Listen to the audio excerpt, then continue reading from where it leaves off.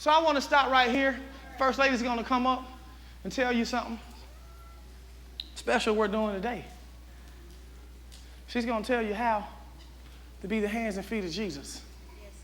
She's going to share with you what we can do to make all of the difference, to make everything right, to start something. Come on up, First Lady, and let's talk. Y'all listen to her. Let's give God a praise.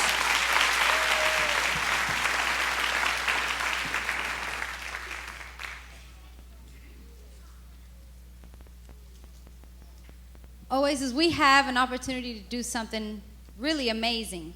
Pastor just preached. The title is Just Do It. We don't have time to think about it. We don't have time always to get right. All y'all just clapped when he said that, so I'm going to hold you to it. All right? It's not about just feeling good in the moment, but it's about what are we going to do now.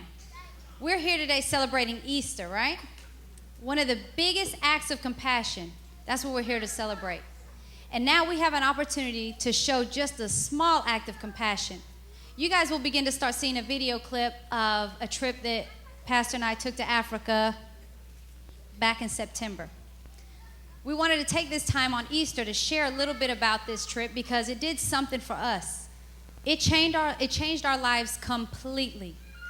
Our lives were changed upside down, flipped over, smacked, turned around, thrown out the door, and came back. That's pretty much how to put it because it's very difficult to explain the experience that we had there.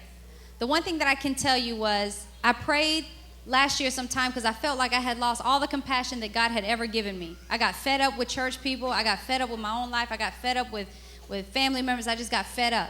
And I said, God, I have lost every bit of compassion and every bit of love that I know you have given me. I've lost it. And I need an opportunity to get it back. I want to get it back because it hurts. It was sad and it was horrible. I felt empty. I felt like I was missing something. And I realized that it had to do with people. Well, an opportunity came around, and we had a great opportunity. Really, someone just kind of just threw in our lap. Really, not someone. God placed it in our lives, and we had a chance to travel to Nairobi, Kenya. And in Nairobi, Kenya, we experienced the best and the worst that I have ever seen in my life. We experienced slums. We experienced extreme poverty. We experienced misfortune. I met women and mothers who were prostituting their bodies just to feed a child. I met other women and other children who didn't even have a name because they don't even name a child after the age of 2, before the age of 2, because they may not even make it. Our children here in the United States, and each and every one of us here, we live each and every day to one day die. We live our lives. You know, some people struggle. We have hard times. But the experience that I saw and the things that I saw with my own eyes touched me and took a part of my heart, and it stayed in Africa. And I'm going to tell you why, because those children that I had the chance to meet and those children that we had a chance to hug and love on, those children are dying every second. Those children are dying every second and dying to try to find life. Those children have no hope.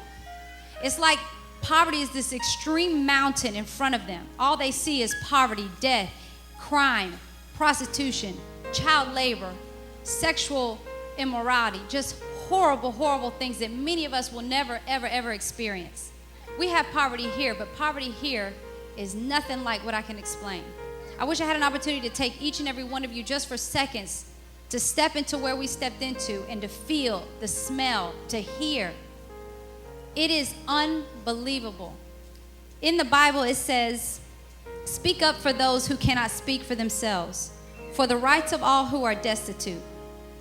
The Bible also says, "If anyone has material possessions and sees his brother in need, but has no pity on him, how can the love of God be in him?"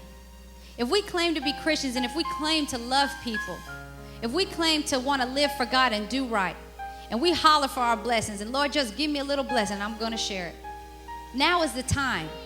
Now is the time to just do it. Compassion is a part of God's heart, a feeling of deep sympathy and sorrow for another who is stricken by misfortune, accompanied by a strong desire to alleviate the suffering. As Pastor said, it's time that we do something for somebody else that can't do anything for us. But one of the things that I can tell you is what we did in Africa and our support that we gave, it wasn't just to say that we did something so I can just say, hey, Lord, look what we did. No, But God did something for me. He changed my heart. He changed my life. And I hope to God that my children, as they get older, their lives will be changed as they begin to understand the impact that we made. We can't change the world, but we sure can change one person. And I believe it. I have all the faith in the world that it can change. And I know we can do it. I want to show you guys a real quick clip from Compassion, if they'll go ahead and play that as well.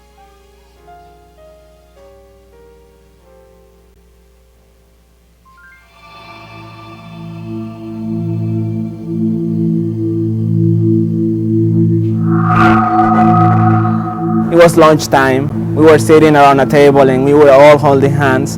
And my father was praying for the lunch that we were about to eat. But there was only one problem. Our table was empty. My earliest recollections is finding myself at the age of 5, roaming the streets, eating from dumpsters. We were not able to have food at all. We were forced to live with 17 of our other relatives in a very small shanty. No toilets, A lot of crime. no running water. Rape for children. If you want to be out of poverty, then you have to deal with drugs. Some of my friends were actually sold into prostitution. Kids dying for preventable causes. And as darkness engulfs the place, the devil takes over. One morning, I just woke up that, my uncle is just touching me in some parts of my body, that I just thought to myself that this can't be happening. One day, my father was murdered right next to my mother, and I knew that moment that my life had changed. I watched as my 10-month-old sister died in the laps of my mother out of starvation. My relatives would always tell me, Michelle, you are so ugly. You will become nothing but a thief and a drug addict when you grow up. And those were the words that I heard from people whom I expected to love and take care of me. Poverty had told me I am hopeless, I am nothing, and I believed that. But right in the middle of this desperation, it was then that compassion intervened. One Sunday morning, my Aunt Carol, she's the only Christian person that I know during that time, she woke me up and said that we have to go to this church, and she registered me. What joy and dancing came to my home at the news that I'd finally got a sponsor. I received my first letter, We wrote back and forth. and he told me, you are my first friend outside my country. She said words like, Richmond, I love you. And that lightened me up. My sponsor told me, Michelle, you are beautiful, you are precious to us, and we love you. And her words touched the very depth of my heart and soul. 18 years later, here I am, a child rescued from hopelessness. My name is Michelle. My name is Tony. My name is Jimmy, My name is Richmond. And one act saved my life. and one act Saved my life. Saved my life. Will you act? The choice is yours. Sponsor a child through compassion today. Release a child from poverty. From poverty. In Jesus' name. In Jesus' name. In Jesus' name. One small act can make a big difference. Sponsor a child today. Start small. Think big. Start small, think big. That's what we're asking you guys today. I want to tell you that I was one of the biggest skeptics out there, period. I would see all the commercials, be like, yeah, whatever, that's another trick, that's another scam. But I got slapped in the face with, oh God, I wasn't going to do this time.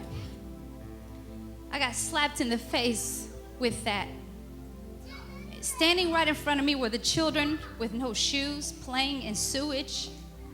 I'm sitting in a hut that's 4 by 4 feet with 5 and 6 people living in it, children who have lost their parents to AIDS, women who are prostituting their bodies to feed a child in hopes to feed a child if they're not killed first. Pastor and I sponsored a child. His name is Brian, and he's from the biggest slums in Kenya called Kibera. And when we met with Brian, it kind of struck me because my faith was challenged. When I asked Brian, what do you want to be when you grow up?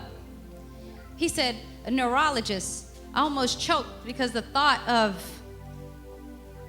me being able to make that opportunity happen for him, it got me real good. Because I'm going to tell you something. I cannot change the world. You cannot change the world. But if I know that I can change Brian's life, if I know that Brian can eat a meal, the shoes that are on my feet today, I can feed Brian for months and months and months. The flip-flops that I was wearing in Africa, I could have fed Brian for a month and a half. The sneakers that I bought to go to Africa could have fed Brian, his family, and almost a village full. When I left there, my heart stayed. And I am begging you, I am not a beggar, but I am begging you to do something because you can. It's nothing to pray about. Nobody prayed about their Easter suit today. Nobody prayed about getting their toes done this weekend and what color was going to be on your toes. Nobody prayed about getting their car detailed last weekend. Nobody prayed about the new PlayStation game that was out. We didn't pray about those things. And that is the cost of what you can do for a child for a month of food, an opportunity. These kids have no hope. And the hope that they have is between you and them. The hope that Brian has to become a neurologist, to think that my family can make that happen, is all I need to survive in my own life. I thank God for the opportunity, not for what I can do for Brian, but my God, I thank God for the opportunity that he's given me. He's given me a sense of purpose and destiny in this world, and I swear to God, I'm going to do everything I can. My family does, my husband, your pastor. We have committed to do what we can do, and we brought this here to you today on Easter Sunday because the biggest act of compassion was done, and all we're asking for you to do is to start small, but to think big. In the foyer will be a table, and I'll be standing out there, and you guys have an opportunity to pick a child. We have children from Africa, Asia, Dominican Republic, South America. There's so many hundreds of millions of children that need help, and if you would just take one, is all I'm asking. If you're thinking about it, and if you aggravated with me talking and whatever, don't worry about it. It's not for you. But there are people that it is for. And if you are God, if God has given you anything in your life to contribute, now is the time. Do something not only for these children, but do something for yourself.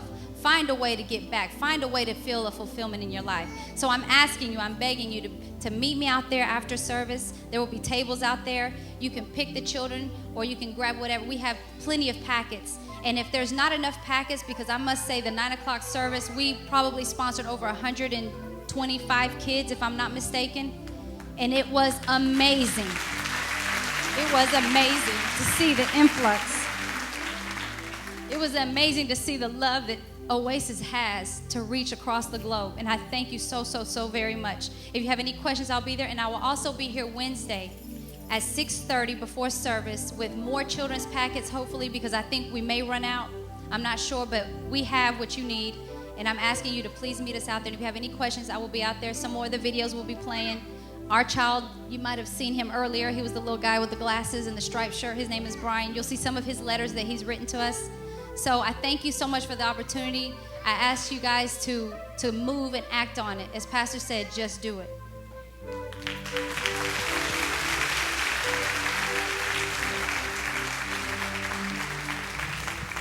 Let's give God a praise for that. Thank God.